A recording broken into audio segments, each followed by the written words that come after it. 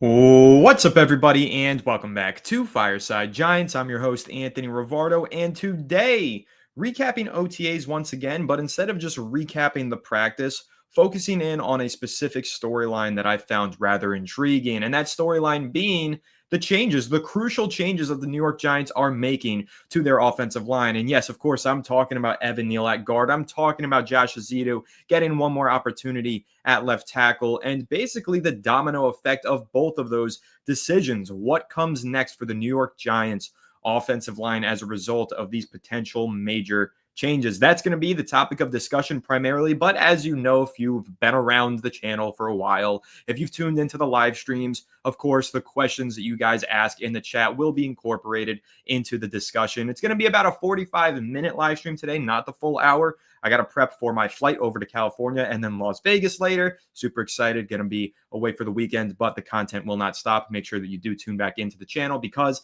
the daily uploads are not stopping, especially with OTAs underway. One last piece of clarification. No Alex today. He'll probably be back on the channel tomorrow, so stay tuned if you want your Alex Wilson content. But alas, let's waste no more time. Let's go ahead and dive right in and talk about the offensive line changes. The first thing that I want to do, actually, you know what? Let me say hello to all of you in the chat. I see there are quite a few names. We got Michael in here. What's up, man? We got Candyman saying he's all ears. The changes on the offensive line. I'm with you. Sean saying, hey, my big blue fan. I'm working, but I'll be listening. Sean, appreciate you tuning in. Thanks for listening at work. That's, that's real dedication right there, my friend. Christopher saying hello, everyone in the chat. Rocco saying, let's go. Kelvin saying, you're. Colton, yo, what's up? How's everybody doing? I'm happy to see everybody in here. And like I said, Cam Simpson, man's out here with the fresh cut. Yes, I did go to the barber shop yesterday. Got a little beard work done, a little trim off the top, not a full cut, so to speak, but a trim. Had to get myself ready for some photos this weekend in Las Vegas. I can't wait. I know a few of you are based in Las Vegas who view the channel. You've commented that before. This is the weekend. If you want to say what's up to me, come find me. I'll be hanging out at the Flamingo. So hopefully I see you there. Now, let's, again, waste no more time. Thank you, Trenton. I see you in there. Let's talk about the offensive line changes that the New York Giants are making, and the big one being Evan Neal's transition to guard. Now, if you didn't see yesterday's episode that Alex and I recorded, I did have some stats that I threw out there about Evan Neal, and I'll go ahead and bring them back up and talk about this transition and why he's playing left guard and not right guard. That was a big question mark that a lot of Giants fans had. Why not move to right guard where there is a bit of an open competition? Of course, at right guard, the Giants have Greg Van Roten as the projected starter. And behind him, they don't necessarily have a clear-cut number 2 right guard. Is it Aaron Stinney? Was it going to be Evan Neal? And yeah, we brought him up in that topic of conversation, how Evan Neal could end up being the right guard that competes with Greg Van Roten. But ultimately, I do think it makes sense to play him at left guard. And let me explain why. Evan Neal right now is not viewed as a starting caliber talent by the New York Giants. So they're not going to have him compete for a potential starting job at right guard. What they view him as is a backup with upside to hopefully develop. Now, the clock is ticking. He's got this year to develop, and then he's a free agent. So he better go ahead and get on developing. But where is he more likely to develop his skills and become a maybe legitimate talent? Would it be right guard, a position that he's never played, or left guard? And you might not know this. It is a position that he has played. And that's the big stat that I wanted to throw into the mix and discuss about Evan Neal. So Evan Neal did line up as the second team left guard yesterday.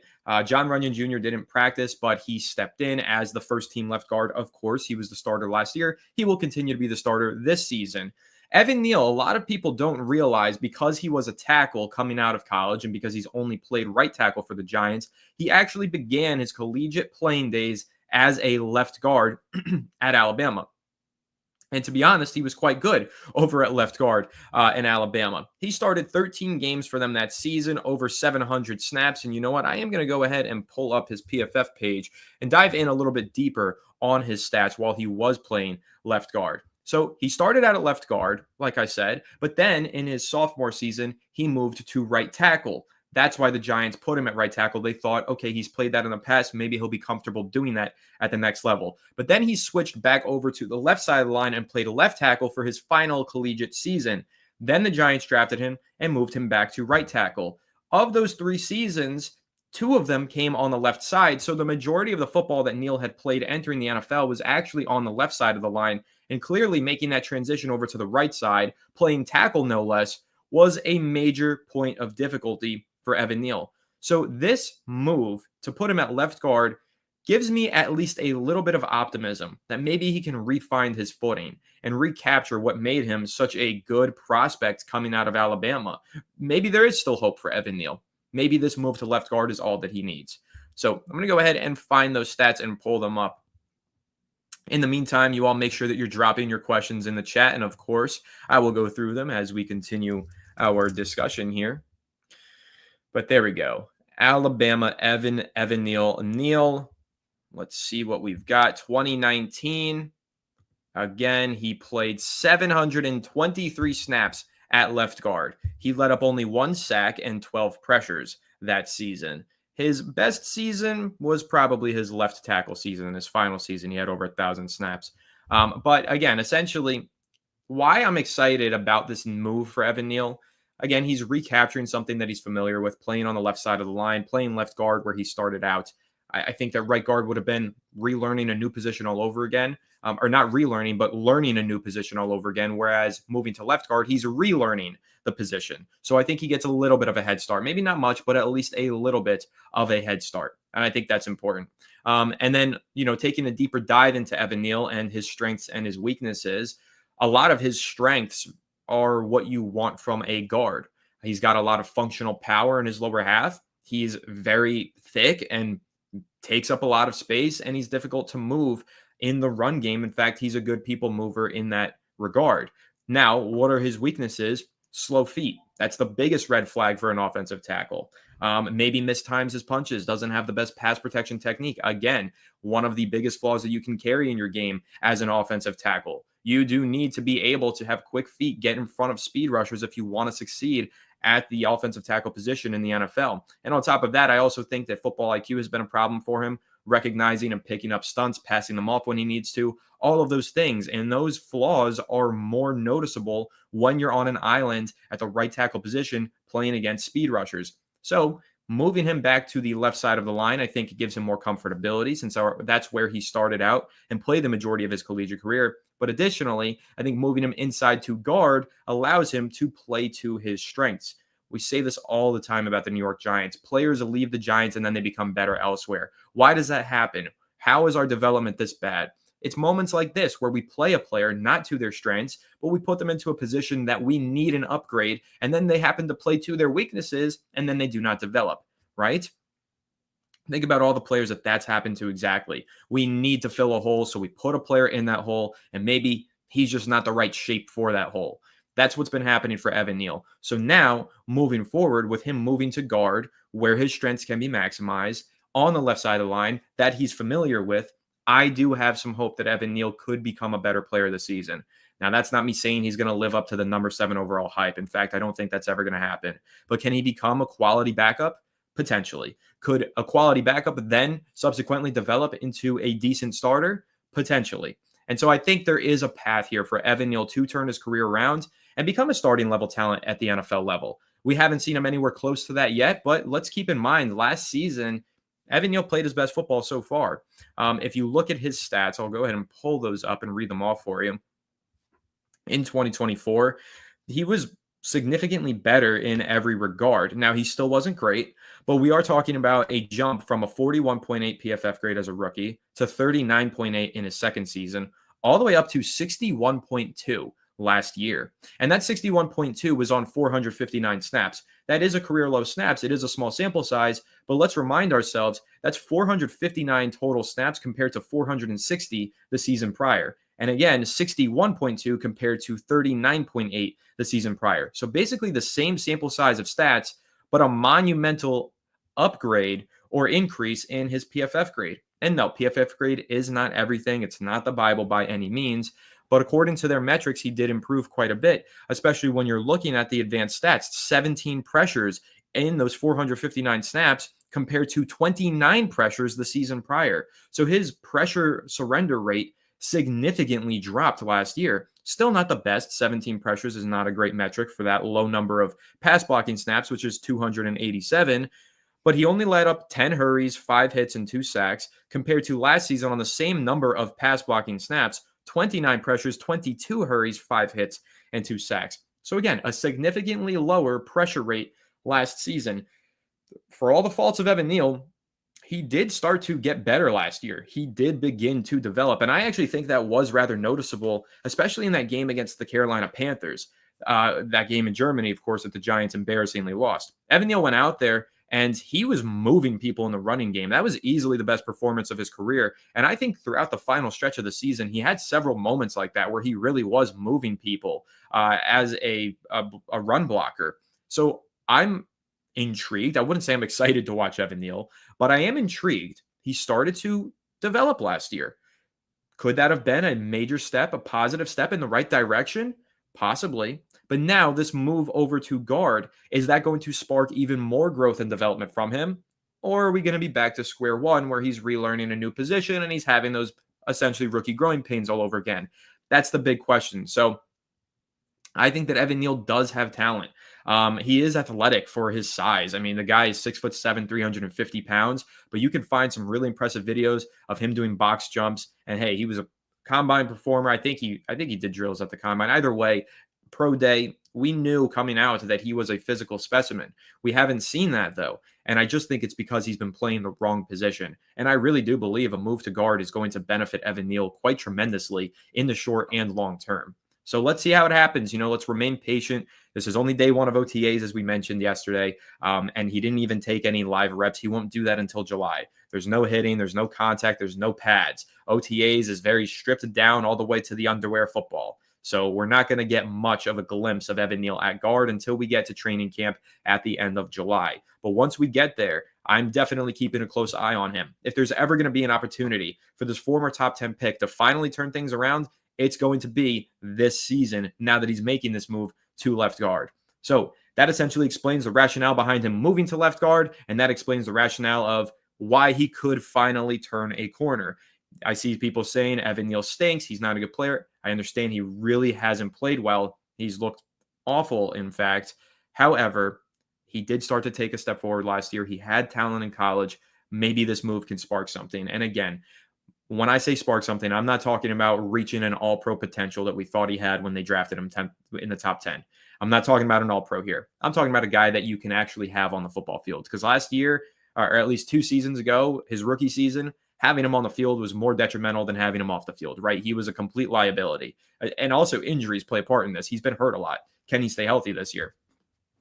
I'm not setting any expectations of high-quality starter, Pro Bowl, All-Pro, but can he at least be an average starter? I do think there's a path to that. So that's my take on it, and that's really the breakdown on Evan Neal making this move from right tackle over to left guard. Now I'm going to jump into the chat and answer some of your questions before I transition over to discussing Josh Ezeudu and some of the other moves that the New York Giants have made on their offensive line. But first, we do have a super chat here from JJan300. Thank you so much, my friend, saying, when I watched Neal at Alabama, wow, talent is there.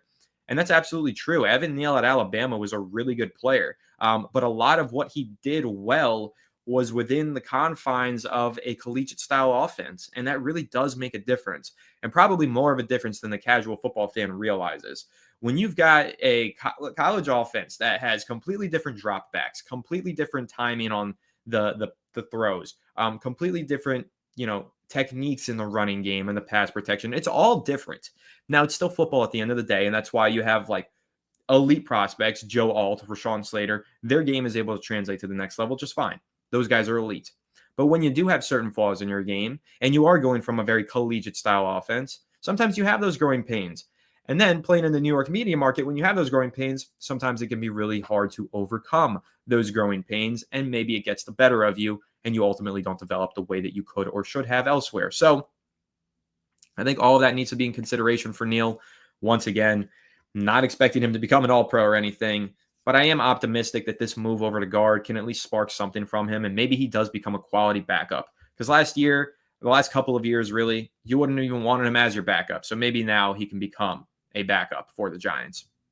Colton with a good question to kick things off here. Thoughts of Kafka calling plays? I'm a little in between on this. I haven't decided which play caller I prefer. I know Brian Dable is the head coach, and so there's benefits to him not calling plays because he can manage the game better potentially, understand that logic. Then there's also the argument that, hey, it could be his final season in New York. With his back against the wall, he should go down swinging. He should call the plays himself.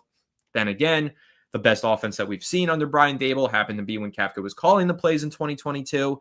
It's a very nuanced discussion, but what I'll say is if Jackson Dart figures to get any reps this season or next season, because Brian Dable had such success calling plays and building a playbook for Josh Allen, and because he is so intrinsically tied to the hip with Jackson Dart, I think there are more reasons for Dable to call plays than reasons for him not to.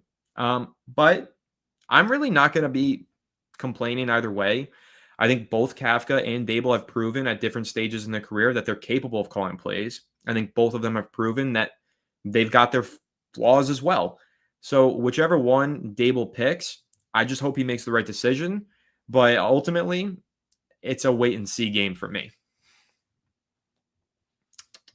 Let's see.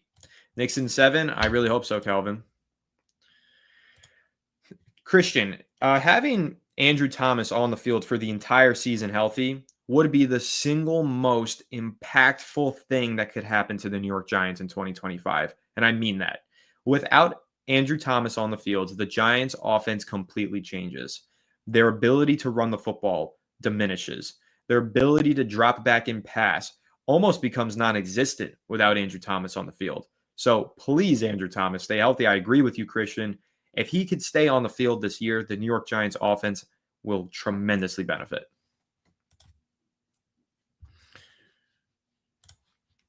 Rocco said, Greg Van Roten said, being a guard ain't that easy. DTs are not slugs, faster, stronger. I like Neal at left. No, it's definitely not easy. I don't think there's a single position in the NFL that is easy to play. And listen, I'm not saying this is going to be a walk in the park transition for Neal to go from right tackle to left guard. But I just think because he's a 6'7", 350-pound man, he's a big dude. And, he has power, and his run blocking has been, if there is a strength in his game, that's been the strength through the first 3 seasons of his career. I think that his traits are just a little more translatable to guard. So he's definitely going to have growing pains. It's not going to be an easy transition. But if there is any hope for him to make a transition, it would be at guard. The Big Moo says, Moo, Anthony. Moo. Backs Attack says, let's either get Sheriff or Risner, Dalton Reisner as depth. Risner. Brandon Sheriff is a player that I honestly wouldn't hate the Giants bringing in. He's a former All-Pro right guard, and he was released by the Jaguars in a cap-saving move, and he's still a free agent, and it's really surprising to me because if you look at his stats last year, he was still at least a top 20 guard in the NFL. He probably would be an upgrade over Greg Van Roten, in my opinion, and he's been very healthy throughout the entirety of his career. So Brandon Sheriff would be the guy. Dalton Reisner is a player that I think is certainly past his prime in a way that I think is more debilitating than where Sheriff is. Like, Sheriff is also past his prime, but still a very above average guard, in my opinion. If the Giants are going to make an upgrade out on the offensive line, I think Brandon Sheriff is the guy that they should bring in. Trenton says he thinks Evan Neals could have a Mekhi Becton or Eric Flowers route where he starts for another team in the future at guard. I don't disagree with you. I hope that he has that route and makes the transition here and becomes a starter. That would be great. But essentially, since this is the final year of his contract and he's probably not going to get a ton of playing time this year, barring injuries, he probably will get the opportunity to be a starter elsewhere at guard and maybe turn his career around then. But the process is going to begin now. Hopefully he does start to show some progress this season. This is true. The Big Move, big, strong, and smart guy. Big and strong. And yes, he has played out of position since he got here. Right tackle was never a natural position for him. In fact, if you do look at his collegiate stats, I believe that right tackle season was his worst. Well, technically a left guard, but that was his first season, so I don't think that's necessarily fair to hold against him. But yeah, if you look at how he graded out at right tackle and pass protection, he struggled. His pass blocking grade that season was significantly lower than when he moved to the left side of the line. So maybe there is some sort of correlation and causation.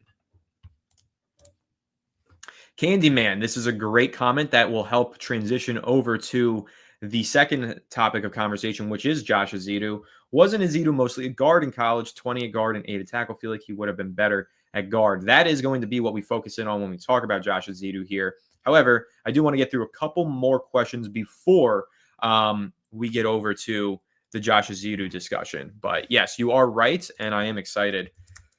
That's a perfect way to transition. So I'll pull this comment back up when I do get over to the transition. But I really like this comment here from Flip Indistical Pictures. The Giants need to add Scott McTominay to the tight ends we got. We need him. McFadden would be an all-pro tight end. That's all I got to say. Forza Napoli Sempre. Campione d'Italia. Once again, shout out to Scott McTominay. Absolutely love that man. The Hot Nichols says, hit the like. Yes, please, everybody. You know it's the best way to support the channel for free. It helps us get into the algorithm and reach more New York Giants fans so we can continue growing this fantastic community that you all are featured in. Yes, he also was the one that said he is a lion and we are all sheep and he's going to eat us. Please, Evan Neal, do not eat me. Ted, thank you so much, saying, Anthony, you're my favorite Giants content creator. Keep up the good work. I really do appreciate that, Ted, and the great work will continue. I am going to continue to grind and not slowing down at any point. This season is going to be great. I have a lot of fun stuff in store, and I'm really excited for it. So thanks so much, Ted. Mike G saying, what's up? What's up, Mike G? Who do you want to start at right guard, and who do you think will win it? Could be two different answers. I think Greg Van Roten will win it. And I think I want Greg Van Roten to win it, honestly. I know, well, I guess I want Marcus Bowe to win it. So maybe that could be the different answer. But honestly, I'm fine with Marcus Bowe taking his time. Like, I don't need him going out there right now. I'd rather Greg Van Roten win it, honestly. Greg Van Roten, go out there, win the job, take it, be the starter for the first 10 to 12 weeks of the season. Then we get Marcus Bowe in there, and I think that's the best way to progress Marcus Bowe and not rush him and throw him into the fire, similarly to Evan Neal and some of these other guys. Josh Ezeudu played a lot of snaps as a rookie and in his second season. He wasn't ready. So I would rather, the answer could be I want Marcus Bowe to win the job because it means he's playing so great as a rookie that, he takes the starting job. But ultimately, I don't want to stunt his growth. And I want to take time with Marcus Bowe so that when he's ready to perform, he can perform as a high-quality starter from day one. Yeah, the O-line was decent last year with Andrew Thomas. Once he went down, it all fell apart, and I fear that that's going to happen again if he does get injured. So we're going to talk about this Ezeudu thing and him playing left tackle versus who else could play that position in just a moment here, because I do think that is pretty big part of the conversation. And Eddie has a pretty good question in the chat, and I'm curious to find the answer for myself. So I'm going to pull up the answer. Eddie saying, what week did Drake May start? Drake May started. He got some snaps in week 3, but that wasn't when he started. He started by week 6. So let's imagine that the Giants are really down through the first 6 weeks of the season. Yeah, potentially we could see Jackson Dart get in there early, but doubtful. Drake May, top 3 pick, Jackson Dart 25th. So I think it's going to be a while before we see Jackson Dart. And that's why I'm so excited for the preseason. Candyman. All right, back to your question so we can transition our topic of conversation over to Joshua Ezeudu. And in the meantime, I am going to pull up the Giants roster / depth chart and try to find the offensive line from yesterday. Giants offensive line, searching it right now. Has Twitter been terrible for anybody else lately? I search for something and I can't find anything that is helpful these days.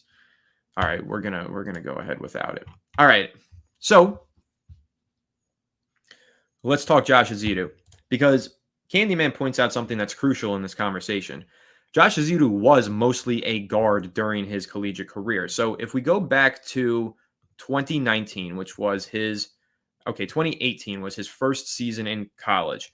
Technically, he started out at left tackle, but he only played 27 snaps that season at left tackle, so about a half of a game. In 2019, he actually started at right tackle for the first 2 games of the season. Didn't start, but played at right tackle. Started the season playing right tackle. then moved to left tackle for 84 snaps against Appalachian State, then played left guard for the rest of the season, basically. So he started out as a tackle, moved inside to guard, played that for the majority of his first full season for North Carolina. Then the following year, started at guard, injuries forced him to move to left tackle, then right tackle, then finished out the year 5 weeks at left guard. So then in 2021, his final collegiate season, started the season at left tackle, moved to left guard for a few weeks, back to left tackle, back to left guard for the following 7 or so weeks, then back to left tackle to end the season. And that was his strongest season as well. Essentially, he never found a home on the offensive line. The majority of his snaps did come at left guard, though. He had 1,247 snaps played at left guard and only 508 played at left tackle. But that's a pretty significant amount, 508. And then he had 171 at right tackle. So again, essentially, and 1 snap at right guard. This is a guy who had moved around the offensive line for the entirety of his collegiate career. And ultimately, I think that's something that probably stunted his growth and made it a little bit more difficult for him to develop at the next level. What I will say, though, and this is a criticism of the New York Giants, the majority of his snaps in college were at left guard. And I think that a guy who is 6'4", 308 pounds is far more situated to play guard than he is tackle. Left tackle is a much more difficult position. Guard's not easy, but come on, left tackle, all of the NFL's best pass rushers are going up against the left tackles because the left tackles are usually the best offensive linemen, right? That's just kind of the traditional way of thinking about offensive line versus defensive line play. But also, most of the successful tackles in the NFL are at least 6'6", right? At 6'5", 6'6".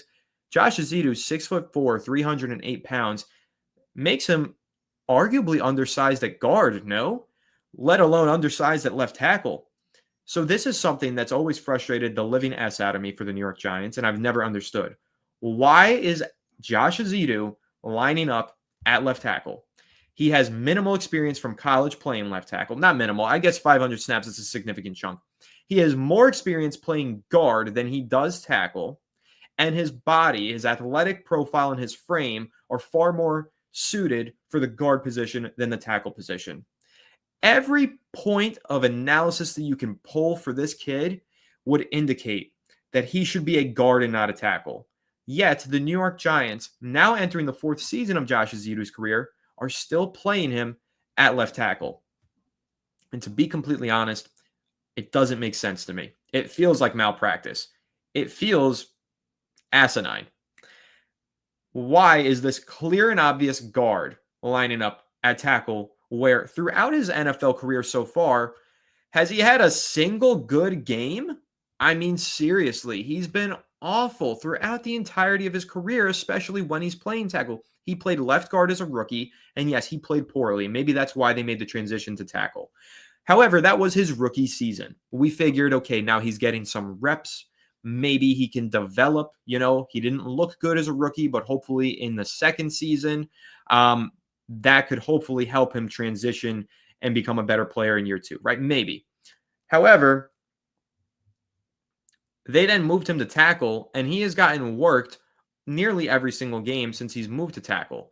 And he spent 266 snaps at left tackle in his second season and earned a 42.4 PFF grade with a 39.3 pass blocking grade. Again, take everything PFF with a grain of salt, but had 6 penalties, 12 pressures, surrendered 7 hurries, and 5 sacks. That's really, really rough, that stat line. Then in 2024, despite him, again, being more of a guard throughout his career and struggling immensely at tackle, they kept him at left tackle. He only saw the field for 182 snaps. Yes, he had a 62.7 grade, which is the best so far of his career, and a respectable grade, as Michael, I think, did point out in the chat. Yes, Michael did. But still, that's a very small sample size, and I personally cannot put enough stock into it. In fact, he didn't even have 182 snaps at left tackle. He had 182 snaps played. 28 of them were at left guard, and 18 of them were as the inline tight end. He actually only had 136 snaps. So, and Michael, you did correct that and say that in the chat. Shout out to you. That's a really small sample size. I can't put enough stock into that to say that he's actually developing as a tackle. We haven't seen it. Now, we're not behind the scenes. We don't know what the Giants have seen behind the scenes. Perhaps he does look a lot better at left tackle than he does at left guard when they work him behind the scenes in practice.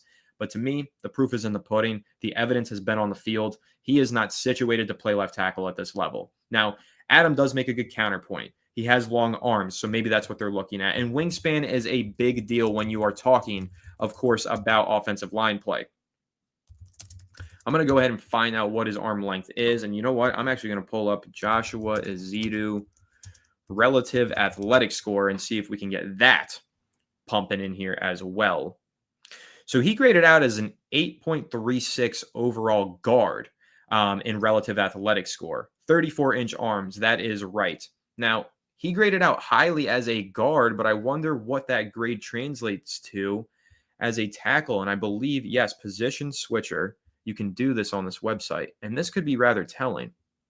Let's go to offensive tackle and change position. If the website wants to load and work.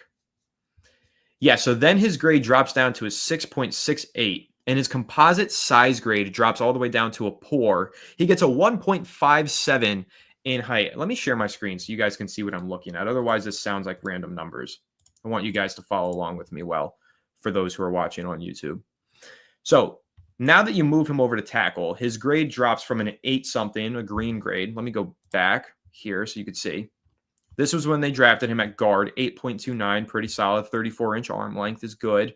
Composite size grade, good. Like I said, debatably undersized for a guard, but a good enough score there. But when you move him to tackle, look at how these grades absolutely plummet. And he drops into one of the lowest percentiles in height for any offensive tackle in the NFL. His bench reps are among the lowest percentile. So clearly he lacks functional strength to be a tackle, which I think shows up quite frequently on his film.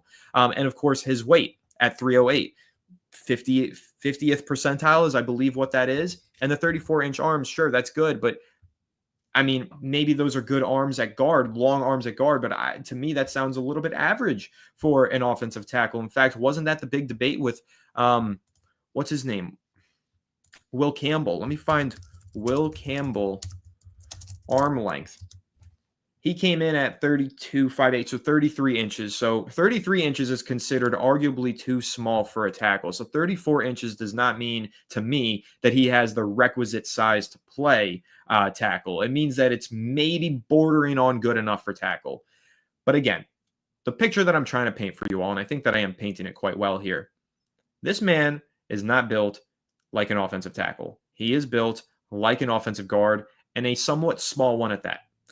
He has performed better at guard during his collegiate career, and he's played more in his football career, collegiate and NFL, at guard. So when I'm here looking at this profile, none of this screams second-team left tackle snaps to start OTAs. It all screams, well, let's put this man back at his natural position of left guard. And that's where I get really confused with this Giants team and this coaching staff. I have a level of faith in Carmen Bracillo. Carmen Bracillo did some fantastic things with that Las Vegas Raiders offensive line. Carmen Bracillo also did some good things with the Giants offensive line last year, and I'll give him credit for that. But there's still a lot left to be desired. And the Giants have a lot of work to do for Josh Ezeudu, for Evan Neal, for John Michael Schmitz, for all of these guys. And so when I see things like this, like Josh Ezeudu still being stuffed into the left tackle position, when he is so clearly a guard, I cannot help but question the entire coaching staff. That's just how I feel about it. And on top of that, it's not like they need him at tackle. Like, if it was out of necessity, which it was when he first started playing left tackle in 2023, right? When he went out there, it was because of necessity. The Giants needed someone to go out there and play tackle because Andrew Thomas got hurt and they didn't have a good backup offensive tackle. So they needed Ezeudu to go out there and play that position. So he did, and he didn't play it well, but he went out there out of necessity. It's not out of necessity anymore. The offensive tackle room has added James Hudson III, who they're paying, I think, like $6 million a year. Stone Forsythe, who they also signed as a potential swing tackle / left tackle backup. Jermaine Illuminor has the ability to play left tackle if need be. And they've got a guy, Jason Williams. Now, obviously at guard, they're a little bit clogged up as well. They've got Jake Kubas, who they like, and they have Aaron Stinney as a backup who they like, and those guys are competing there. So maybe they figure it's too crowded of a room at the guard spot. But I just can't see the logic in putting a guard at tackle when you just signed 2 tackles in free agency to back up Andrew Thomas. Now, this is a good counterpoint here from Adam saying, are any of those guys really better than Ezeudu? I don't know how much worse they could possibly be, but I do know since they're actually built like offensive tackles and have experience playing it, I just imagine that they would be better suited to step in an emergency situation. Now, I don't really know the answer to this question. To be honest, I haven't watched a ton of James Hudson or Stone Forsythe.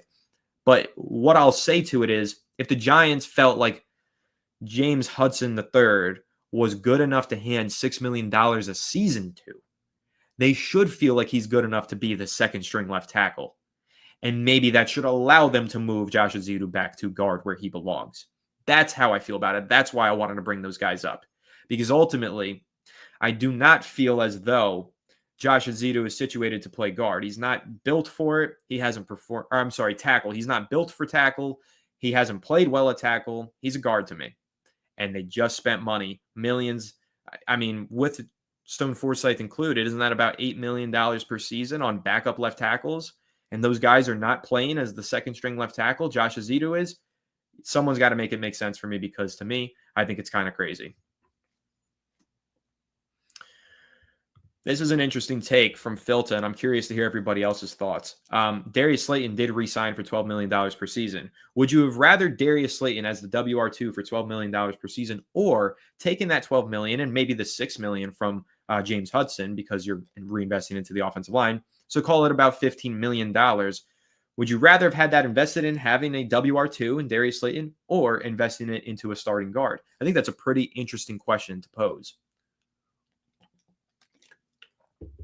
Ultimately, what I'll say about it,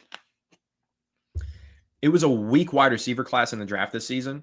There were some interesting players in those first 3 rounds, but it was kind of thin, and it wasn't very top heavy either. I didn't love the wide receiver draft class, and I thought that the wide receiver market was really poor. In fact, I thought that Darius Slayton was the best option for the Giants. I just didn't think they would re-sign him because he seemed ready to go.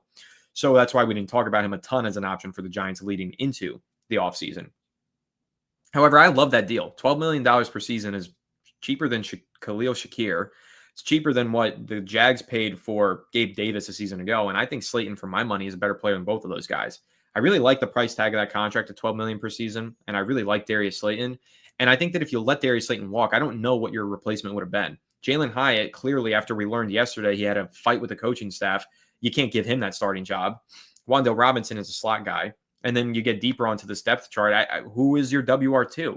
I do think that it's important to give some help to Malik Neighbors in that receiving room. So I think that bringing in a WR2 at the price point that the Giants did was a necessity. If you're not crazy about Darius Slayton, that's one thing. Filta, you're saying that you love the man. And honestly, I did too. I think Darius Slayton was a good signing.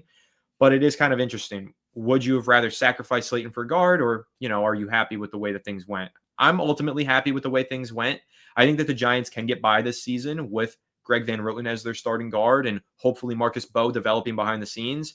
But it is definitely an interesting question to pose. So, Adam, I don't think that Neal and Runyon are battling at left guard. I think that Runyon has the job, and they're battling Evan Neal with any other backup left guard like Aaron Stinney, like Jake Kubas. I don't believe that Neal is battling for a starting job at all. I think he's only battling for a backup job. I think he's battling for a spot on the roster, to be completely honest with you. Let's see. Michael saying Brasillo took a 23rd ranked Raiders O-line to 9th. We have a lot more talent here. Should be a big jump if Carmen can work his magic. I do agree with you. I think that Carmen Brasillo has demonstrated an ability to get the most out of little. What you say there, we have a lot more talent here. Someone might look at that and balk at it and say the Giants don't have a talented offensive line. But what Michael means, and I think it's a really good point to bring up, the Giants have invested a first-round pick into Andrew Thomas, a first-round pick into Evan Neal, a second-round pick into John Michael Schmitz, a third-round pick into Josh Ezeudu, $7 million per season to Jermaine Illuminor, $10 million per season into John Runyon. Man, I'm good at this, right? Look at that memory. All of those assets should equate to talent. A lot of top 100 draft picks and expensive contracts, $26 million per season, I believe it is to Andrew Thomas, maybe 28. So in terms of talent, Michael's right. The Giants' offensive line features a lot more talent on paper than what the Raiders featured, which they only had one player, I believe, that season drafted in the first round on that offensive line when Carmen Bracillo made that a top 10 unit. The rest of them were fifth-round picks, undrafted free agents, and third-round picks. So when you look on paper, top 100 talents that the Giants drafted, top 10 talents that the Giants drafted, big money contracts that they handed to established veterans, they do have more talent than what Carmen Bracillo was working with in Las Vegas when he had fifth rounders, undrafted free agents, third rounders, and one first round pick on that offensive line. And one of those UDFAs was Andre James, who quickly developed into one of the best centers in all of football. So now I pose this question: why isn't John Michael Schmitz developing? If Carmen Bracillo is a good coach, and I believe he's got a track record for being a good coach, not only in Las Vegas, but also when he was in New England, I need John Michael Schmitz to take that step forward and have that Andre James arc. I need to see some of these guys actually start to progress, because I agree, Michael. I think you make a good point. We've got a good offensive line coach. We've got a lot of on-paper talent, but the talent just hasn't shown up on the field, and it's do or die now. Now we need to see it show up on the field. And you also make a good point here. I think the whole offensive line is going to look better with Russ calling out protections and not JMS. Absolutely agreed. And I also think Russ recognizing when the blitzers are coming and playing good situational football, all those things. Quarterback play will help offensive line play. Tyrell saying I snapped with the segment. This was gold. Thank you so much, Tyrell. I honestly did feel like I was cooking. I'm not going to lie, and I'm really happy that you agree. This is kind of funny. Starting guard. Everybody's saying starting guard for the $12 million rather than the Slayton signing. I kind of agree with this. Adam's saying that they've been overpaying for free agent offensive linemen over the years. Possibly they have. And Slayton, I don't think they overpaid for it. I think they paid market price. Fireplace, what's up? Saying, what's up, Anthony? Just joining late. I'll have to go back and watch the VOD of the stream. As you know, every stream gets automatically uploaded to YouTube.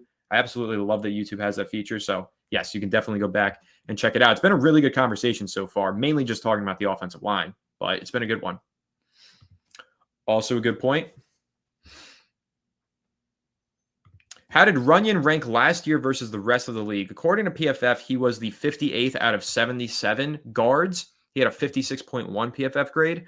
But again, PFF I take with a grain of salt. And also, I think a lot of that had to do with the fact that he had injuries at left tackle next to him. He had injuries at center next to him. Yeah, pretty poor hand dealt to him. So I'm hoping that he could be better and start to live up to that $10 million per season contract. Let's be Giants saying, what's up, Anthony? What's up, Giants family? Appreciate you tuning in, my man. Just got off work, had to tune right in. Thank you. Unfortunately, we will be wrapping up soon. I'm only doing the 45-minute stream today. I got to prep for my flight, but I do appreciate you tuning in anyway. Mike is watching from work. Thank you, Mike. Just one NYG saying most of our biggest nightmares here. Start Jackson Dart game 1. The schedule is unforgiving, straight into the fire. That's the last thing I want to see. I don't want to see Jackson Dart be put straight into the fire. Let him get some fireproof clothing on first. Get his water hose ready, and then go to the fire. I don't want to see him get I don't want to see him get burned too quickly.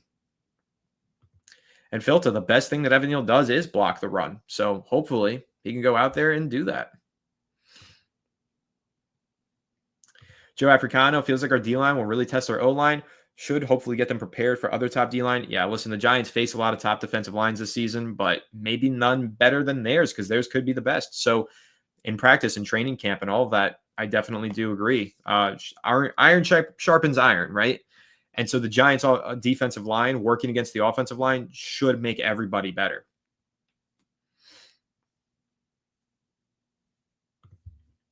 Warwick Eade saying something very valid. Could it be that when remembering last year's quarterback ineptitude, that having an effective quarterback in Wilson under center will raise the level of all players on the offensive line? I hope so. I believe it will. I think that Russell Wilson is better at evading pressure, sensing pressure, and recognizing when pressure is coming. And as a result, the offensive line will look better this year. Listen, the Giants were playing with backups, career journeyman backups, like not good players. So I think it'll be interesting to see. And Filta with the final comment that I'll highlight before I do wrap up. So thank you, Filta, saying, I wonder how the offense will run under Kafka with Russ.